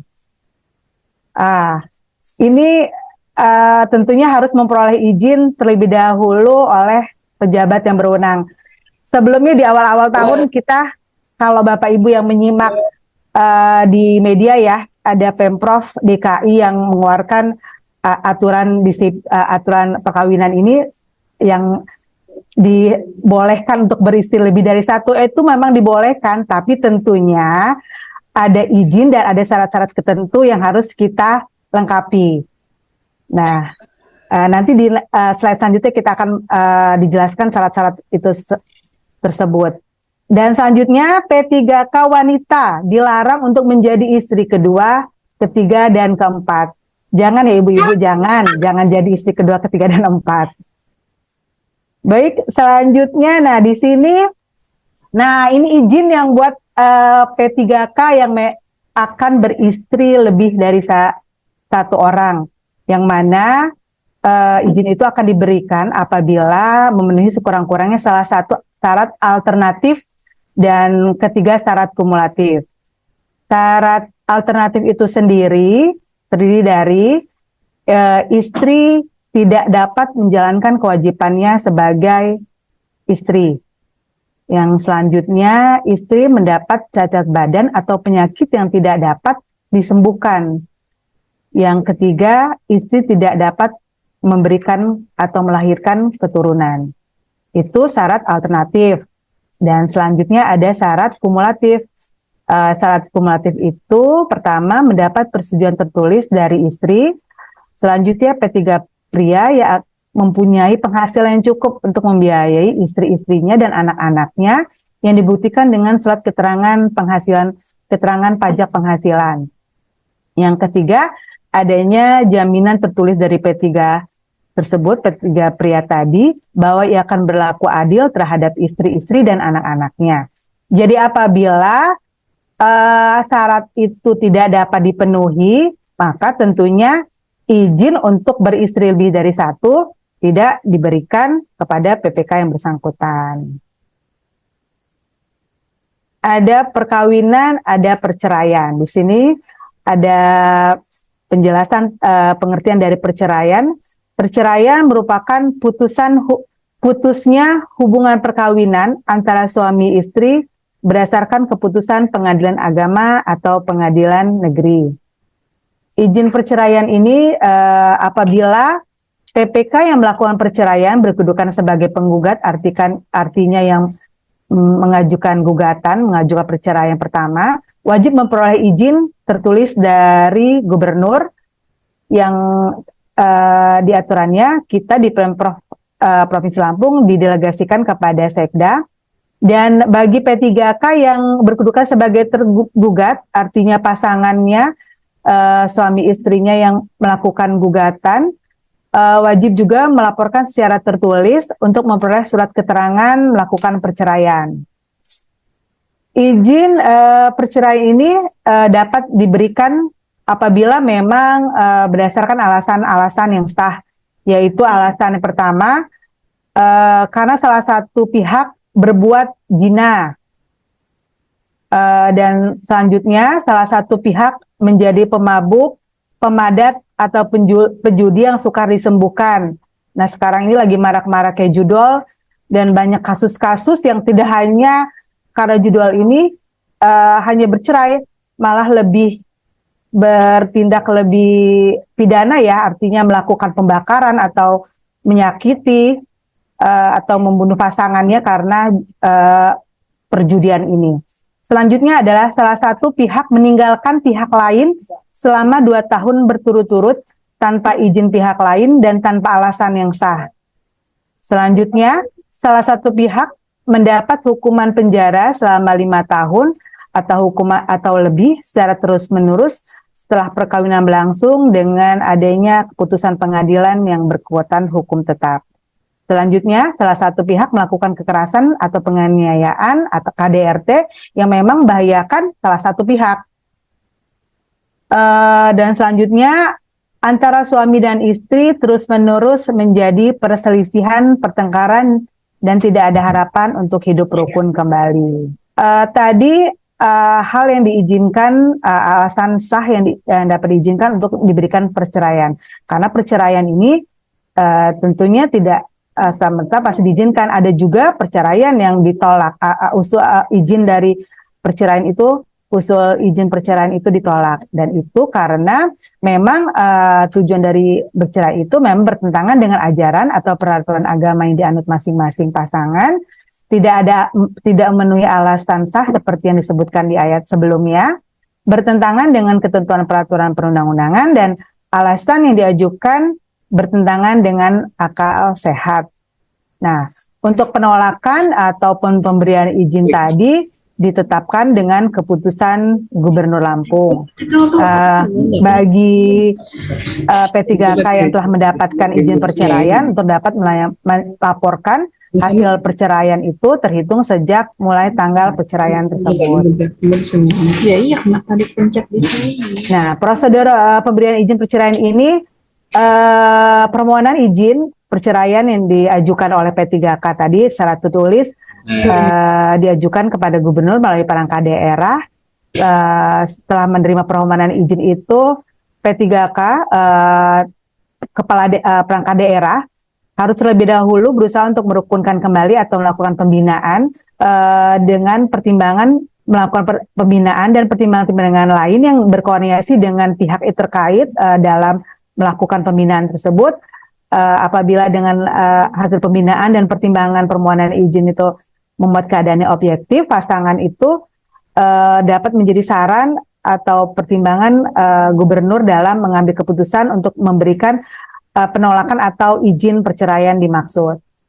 Bagi P3K yang memang melanggar ketentuan perkawinan dan perceraian yang dijelaskan di atas tadi, tentunya akan dijatuhi hukuman disiplin berat berupa pemutusan hubungan perjanjian kerja dengan hormat tidak atas permintaan sendiri. Artinya memang pemerintah sangat concern ya tentang pelanggaran atas ketentuan perkawinan pemerintah tentang perkawinan dan perceraian ini, di mana memang kalau melanggar dari perkawinan dan perceraian aturan ini, hukumannya langsung diberikan hukuman disiplin tingkat berat. Jadi memang tidak ada lagi hal yang dapat meringankan untuk pelanggaran dari perkawinan dan perceraian ini.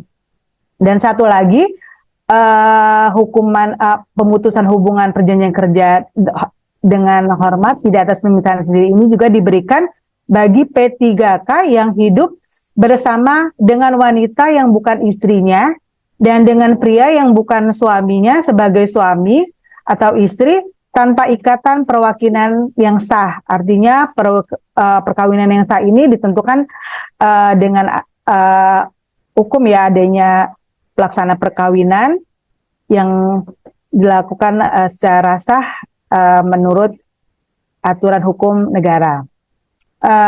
Izin perceraian, setelah izin perceraian ini saya akan selanjutnya kita bahas tentang pemberhentian sementara. Pemberhentian sementara ini merupakan pemberhentian kepada P3K yang ditahan oleh pihak berwenang karena melakukan atau menjadi tersangka pada tindak pidana. Pemberhentian sementara ini bukan hukuman. Pemberhentian sementara ini diberikan kepada P3K yang karena ditahan tadi sebagai pengganti ketidakhadiran yang bersangkutan pada saat proses penahanan pengadilan sampai dengan putusan pengadilan. Jadi ini mengganti ketidakhadiran P3K tersebut untuk memenuhi panggilan atau proses-proses pengadilan. Jadi untuk kelancaran pemeriksaan pengadilan, maka diberikan pemberhentian sementara oleh PPK kepada P3K yang menjadi tersangka pidana. Dan itu berlaku sejak P3K tersebut ditahan. Kemudian P3K tersebut selama pemberhentian sementara tidak diberikan penghasilan, hanya diberikan uang pemberhentian sementara sebesar 50% dari penghasilan jabatan terakhirnya, dan uang pemberian sementara ini diberikan pada bulan berikut sejak ditetapkannya pemberian sementara. Artinya bagi Bapak Ibu yang khususnya di kepegawaian ya, atau memang rekan-rekan teman kita yang memang terlibat kasus ini, jangan disembunyikan, dilaporkan untuk diberhentikan sementara, karena apabila tidak diberhentikan itu akan tercatat bahwa yang bersangkutan tidak masuk kerja dan itu akan merugikan yang bersangkutan, karena kan dalam proses pengadilan itu belum tentu yang bersangkutan bersalah, bisa juga tidak bersalah, dan itu tidak akan mengganggu ketidakhadiran yang bersangkutan di perangkat daerahnya. Pemberhentian sementara ini berlaku sejak tadi yang bersangkutan dikenakan penahanan sampai dengan dibebaskannya tersangka dengan surat perintah penghentian penyidikan atau penuntutan oleh pejabat yang berwenang, dan ditetapkannya keputusan pengadilan yang memiliki kekuatan hukum tetap atau ingkrah. Bagi P3K yang dibebaskan dari tersangka untuk segera melaporkan kepada gubernur tentang pembebasannya untuk dikembalikan hak-hak kepegawaiannya. Dan memang bagi P3K yang dinyatakan bersalah, yang melakukan tindak pidana, dihukum tindak pidana penjara selama 2 tahun dan tidak berencana, diberikan pemutusan hubungan kerja dengan hormat tidak atas permintaan sendiri. Dan bagi P3K yang dinyatakan bersalah dipidana penjara selama 2 tahun atau lebih dan berencana atau melakukan tindak pidana kejahatan ini, dikenakan pemberhentian pemutusan hubungan kerja tidak dengan hormat sebagai P3K. Selanjutnya, apabila saat pemberian sementara P3K tersebut telah berusia 50 tahun, maka langsung dilakukan pemutusan hubungan kerja atau pensiun untuk P3K tersebut. Selanjutnya kita ke ruang lingkup pemutusan hubungan perjanjian kerja. Pemutusan hubungan perjanjian kinerja dilakukan dengan hormat dan ada yang dengan tidak hormat. Salah satu dengan hormat ini karena memang jangka waktu perjanjian kerjanya berakhir atau pensiun, selanjutnya meninggal dunia atas permintaan sendiri atau yang bersangkutan mengajukan pengunduran diri sesuai dengan ketentuan-ketentuan, adanya perampingan organisasi atau kebijakan pemerintah yang mengakibatkan pengurangan P3K. Selanjutnya tidak cakap jasmani atau rohani atau tidak sehat ya, ini kondisinya tidak sehat, tidak dapat menjalankan tugas dan kewajiban sesuai dengan perjanjian yang telah disepakati. Dan selanjutnya ada pemutusan hubungan perjanjian kerja dengan hormat namun tidak atas permintaan sendiri. Ini disebabkan karena memang yang tadi bersangkutan dihukum penjara, melakukan tindak pidana selama 2 tahun, namun tidak berencana. Selanjutnya melakukan pelanggaran disiplin tingkat berat tadi dan tidak memenuhi target kinerja yang telah disepakati dalam perjanjian kerja. Dan terakhir ini ada pemutusan hubungan perjanjian kerja yang dilakukan tidak dengan hormat karena melakukan penyelewengan terhadap Pancasila dan Undang-Undang Dasar Negara Republik Indonesia, dihukum penjara karena melakukan tindak pidana jabatan atau yang berhubungan dengan jabatan, menjadi anggota atau pengurus parpol, dan yang terakhir dipidana dengan ancaman penjara paling singkat 2 tahun atau lebih dengan dilakukan dengan berencana. Baik, sekian yang saya sampaikan. Mudah-mudahan apa yang disampaikan pada pagi hari ini oleh narasumber bermanfaat dan dapat dilaksanakan oleh Bapak Ibu sekalian, dan ataupun memang ini kita untuk menyampaikan informasi yang didapat hari ini ke teman-teman yang memang belum berkesempatan hadir, untuk kita dapat mengurangi atau menghindari dari ketidaktaatan terhadap kewajiban atau pelanggaran terhadap larangan tadi, sehingga apa yang menjadi tujuan dari organisasi pada perangkat daerah masing-masing dapat terlaksana dengan baik.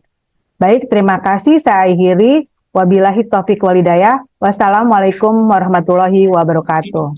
Waalaikumsalam warahmatullahi wabarakatuh. Waalaikumsalam warahmatullahi wabarakatuh. Baik, terima kasih kepada Ibu Septiara atas materi yang telah disampaikan, dan satu hal yang mungkin digarisbawahi yaitu terkait dengan keterlambatan masuk kerja.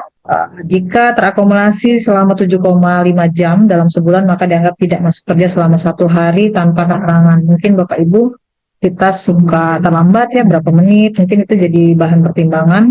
Kemudian juga 10 hari berturut-turut tidak masuk kerja, maka akan melakukan pemutusan hubungan kerja.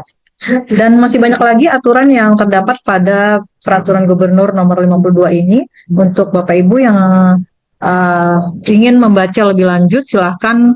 Kami telah men-share materi pada link yang tertera pada kolom chat, dan untuk Bapak Ibu silakan untuk mengisi link presensi yang telah kami share pada kolom chat. Untuk pertanyaan silakan masih kami buka pada tautan di Slido, dan kali ini saya akan membacakan pertanyaan terkait materi yang pertama terlebih dahulu. Untuk yang pertama yaitu mohon dijelaskan ketentuan seragam yang harus dikenakan P3K selama hari kerja. Mungkin untuk Bu Erna bisa menjawab pertanyaan pertama, silakan. Baik, Bapak Ibu. Terima kasih Bapak Ibu. Tadi ada pertanyaan ya, bagaimana pakaian seragam atau pakaian dinas yang dipakai oleh P3K. Untuk pakaian dinas itu kita sebetulnya emang sudah ada Permendagri nomor 10 tahun 2004, namun kita masih masih menggunakan surat edaran dari Gubernur Lampung ya, tentang penggunaan pakaian dinas harian. pegawai pemerintah dengan perjanjian kerja di lingkungan pemerintah Provinsi Lampung. Itu untuk pakaian dinas kita masih mengacu kepada surat edaran gubernur ya Bapak Ibu. Untuk pakaian dinas yang akan dipakai nanti yaitu untuk Senin Rabu adalah putih hitam. Senin sampai Rabu putih hitam, kemudian untuk hari Kamis pakai batik Lampung dan Jumat pakai batik nasional.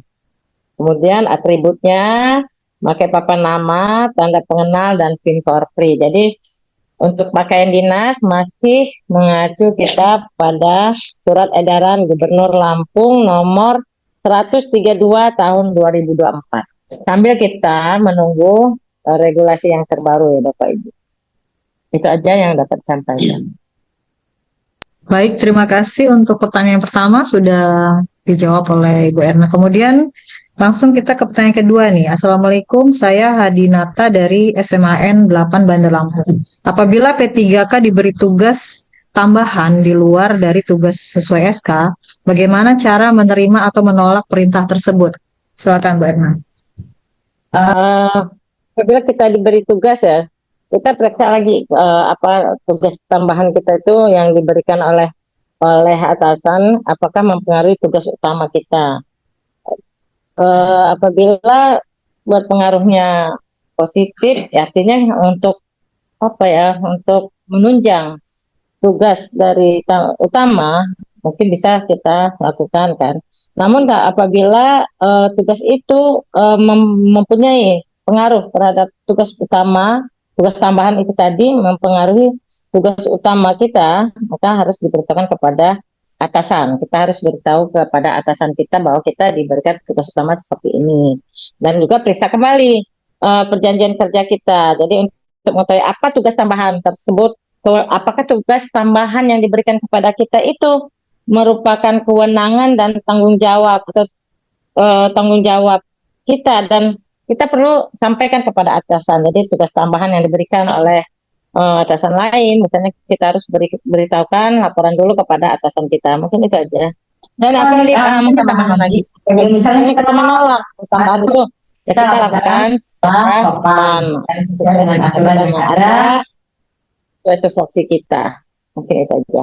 Baik, terima kasih untuk jawaban yang kedua, dan kita ke pertanyaan satu lagi, yaitu apa yang harus kami lakukan apabila atasan memberikan perintah untuk melakukan tugas tetapi menurut kita hal itu merupakan pelanggaran etika. Nah, ini dilematis sekali nih Bu ya. Baik, silakan Bu Erna untuk dijawab di sini. Baik Bapak Ibu, tadi ada yang bertanya dilematis kan. Kalau untuk pertanyaan ini yang kalau kita kerjakan menyangkut dengan mengganggu dengan mengganggu etika kita, kemudian untuk itu kita harus klarifikasi dan konfirmasi perintah atasan itu kembali.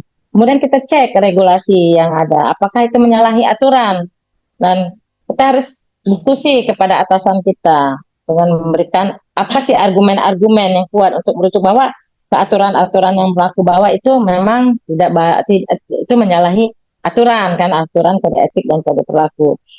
Tetap menjaga integritas, dan apabila tetap atasan itu memang tetap memerintahkan kita, ya kita bisa laporkan ke pihak yang berwenang. Seperti misalnya kita lapor ke majelis kode etik ataupun ke bagian inspektorat misalnya, seperti itu. Ya, sudah cukup Bu Erna? Ya. Ya, mudah-mudahan sudah jelas ya jawaban dari Ibu Erna. Kemudian kita beralih ke pertanyaan terkait dengan disiplin P3K. Yang pertama, apa ada perbedaan sanksi disiplin bagi P3K dan PNS? Mohon penjelasan. Silakan Bu Septiara mungkin untuk menjawab. Baik, terima kasih untuk pertanyaannya. Perbedaan sanksi disiplin bagi P3K dan PNS. Tadi sudah dijelaskan ya kalau disiplin P3K ini mengacu pada peraturan perundang-undangan tentang disiplin PNS. Di sini yang menjadi perbedaan dari disiplin P3K dan PNS ini, kalau tingkatan kita sama, artinya ada tingkat ringan, sedang, dan berat. Bedanya, kalau tadi kan tetap mengacu pada disiplin PNS. Disiplin PNS tadi kan sama juga ada tingkat ringan, sedang, dan berat, dan hanya berbeda di tingkat sedangnya. Di sini kalau di PNS adanya penundaan KGB, penundaan naik pangkat, dan penurunan pangkat. Artinya itu tidak dimiliki oleh P3K.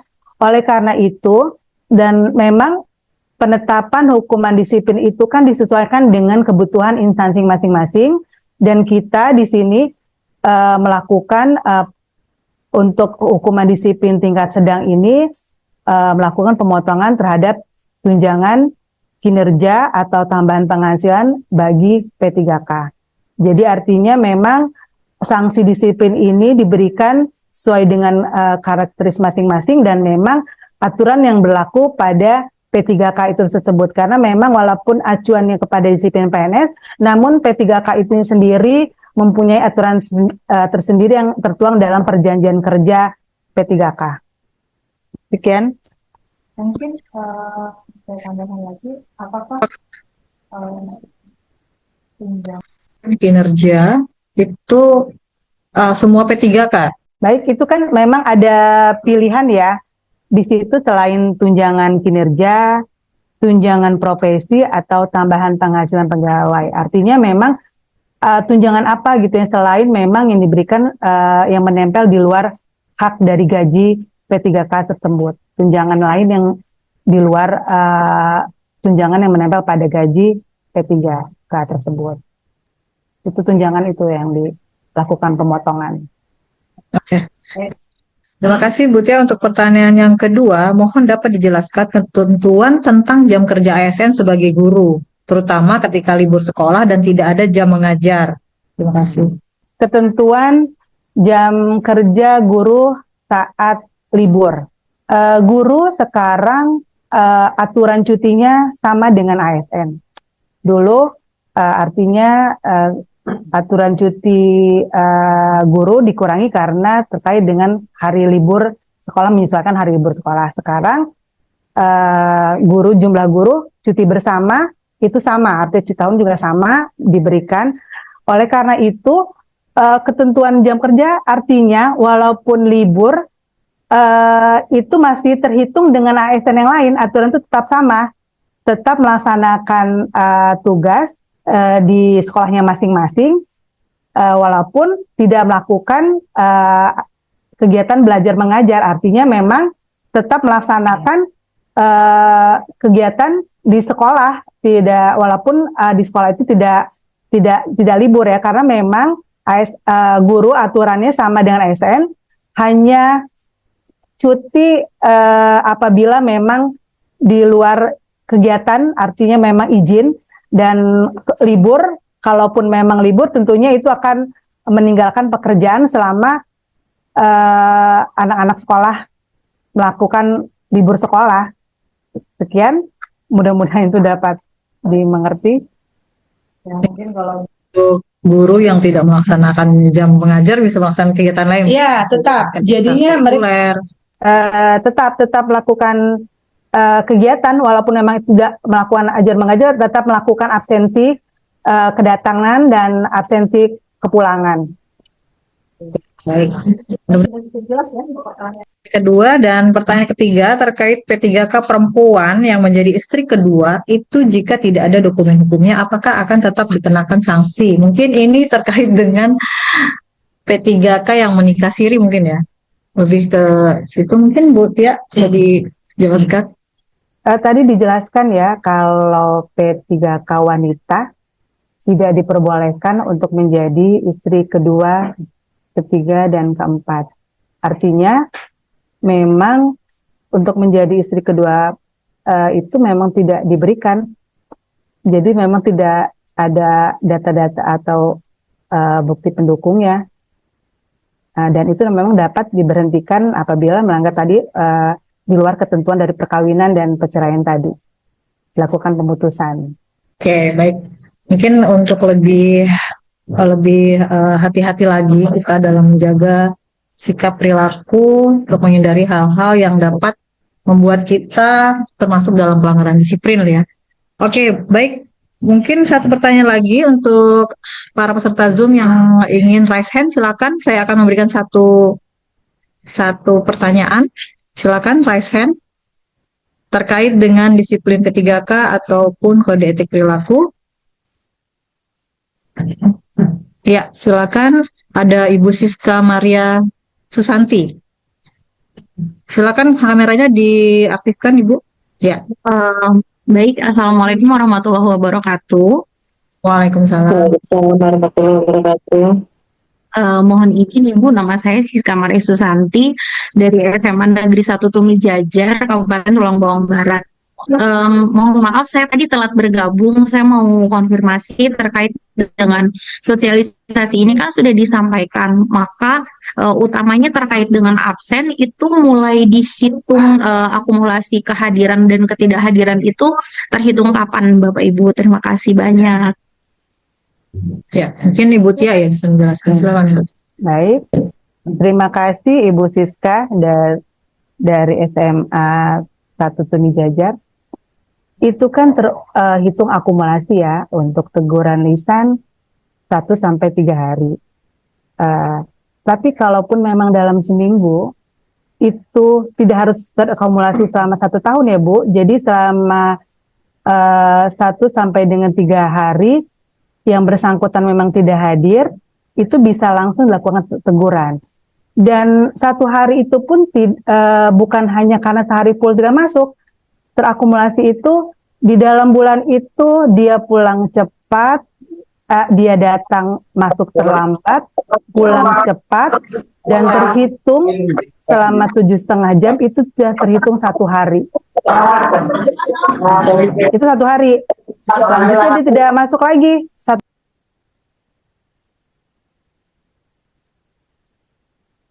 Izin Bu, suaranya hilang.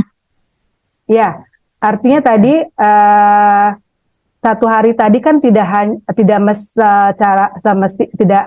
otomatis yang bersangkutan tidak masuk 1 hari full. 1 hari itu akumulasinya apabila P3K tersebut tidak hadir, datang terlambat, pulang cepat, itu dihitung. Apabila dihitung memenuhi 7,5 jam, itu akan terhitung menjadi 1 hari. Itu 1 hari, ya. Kemudian dia tidak masuk lagi selama 1 hari full, 2 hari.